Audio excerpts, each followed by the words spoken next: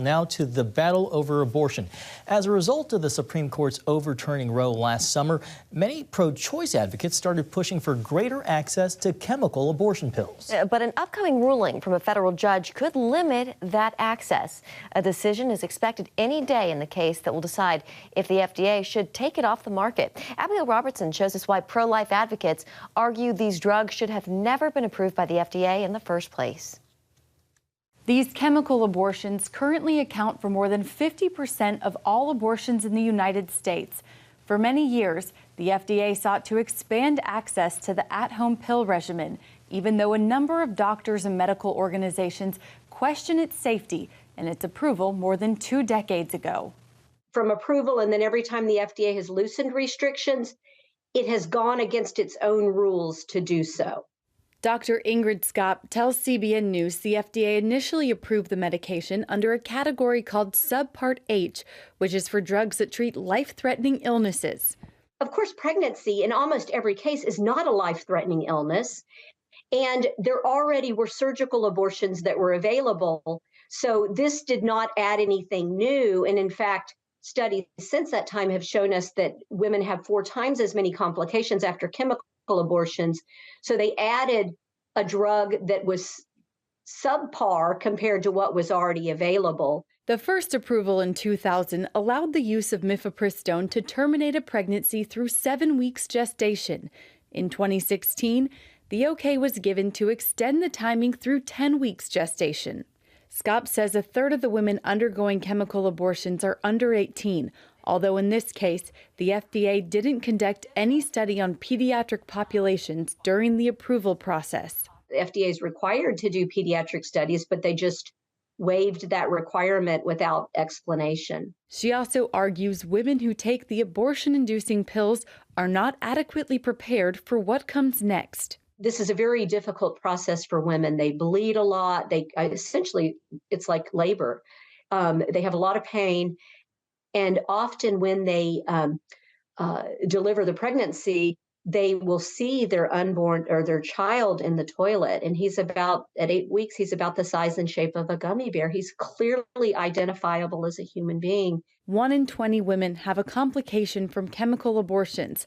Skop says she treated one woman just last month. In this woman's case, she bled all the way back to Texas from California, bled for another 2 months, and then finally came to my emergency room where I was able to do a surgery and remove the dead tissue that had been sitting there for 2 months. Last January, the FDA declared that abortion pills are safe enough to be prescribed through telehealth visits. The industry, as far as chemical abortion goes, tells them it's safer than Tylenol or a shot of penicillin. So when they do have a complication, if they're the 1 in 20 women that need surgery, they are shocked and they feel that they've been misled. The FDA also cleared the way for retail pharmacies like CVS and Walgreens to begin providing the medication. We have spent so long in this country trying to get drugs that take life off of the streets. And now our federal government has said, well, it can be sold at your local pharmacy. That is a decision we vehemently disagree with. Brent Leatherwood from the Ethics and Religious Liberty Commission says many big pharmacy chains jumped at the opportunity to sell the pill. We, our team, immediately, we sent a letter to the CEOs of those pharmacies to say, we disagree with this decision and would ask you to please reconsider because a pharmacy should be about care and helping to extend life, not to end it. Abortion advocates in West Virginia and North Carolina, where state laws restrict use of chemical abortions, have sued, claiming federal rules should prevail when it comes to setting drug standards. This is likely just the beginning of legal battles surrounding access to chemical abortions. Multiple states are pursuing laws that would either ban the sale of these abortion-inducing pills or stop women from accessing them without first visiting a doctor in person. Reporting from Washington, Abigail Robertson, CBN News. All right, thank you, Abby. And here with us now is Sue Leibel with the Susan B. Anthony Pro-Life America. Sue, welcome. Good to have you with us this evening. So 1 in 20 women suffer complications after taking these abortion pills. How potentially dangerous are these pills? Actually, they're very dangerous. In fact, ironically, they're more dangerous than a surgical abortion that had been legal all these years under Roe. It's almost like they're mailing they want to mail the coat hanger to the woman. You mentioned 1 in 4 has complications from the pills. Anywhere from 3 to 8% of women will require surgery to fix those complications. And if it's in the second trimester, that rises to 38%. Almost 40% of women, if they take them in the second trimester, are going to need surgery. The risks are great. They're preying on pregnant women and young women who are seeking abortions. They're scared. They're not checking. They're not doing a Yelp review. They're not checking into this. And it seems so easy to take a pill, and it's just the opposite. Sue, you just mentioned the risks, but shortly after last summer's ruling, demand for chemical abortion skyrocketed. Do you have an idea of the picture of where things stand now? I think it's probably, I mean, the abortion industry is advertising this like crazy, getting the ads on girls' phones. I mean, the dorm bathroom has become the new abortion clinic. The industry shows no signs of letting up, no signs of actually providing informed consent or medical conditions to rule out pre-existing conditions, things like that. It's just getting worse.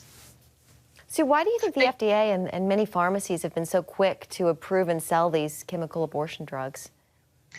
I think there's a lot of money on the table, and I think they're preying on vulnerable women. And enough is enough. That's why this lawsuit is so important. It's just, we've talked about this for so long. It's time that hopefully a judge will give it a fair review, look at the process, the political process that the FDA went through, not their usual standard process that they would any other drug. And it's all been politics, and I think there's a profit motive here.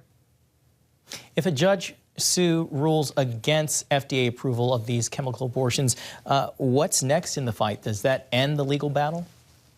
No, it doesn't. I'm confident that the abortion industry will continue to appeal and find a way to do that. But also keep in mind that now that Roe has overturned and the Dobbs decision is allowing states, each state to regulate abortion, there will still be surgical abortions in blue states, let's say, or states that want to be pro-abortion.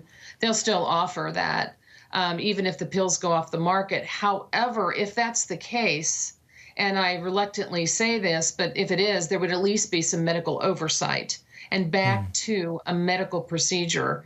But we'd like to offer that there are other alternatives. Abortion isn't the only alternative. Abortion isn't the best alternative for women. There are plenty of other services, and there's much more assistance and help out there to help a woman that's in a vulnerable position. And we'd like to be sure that women know that.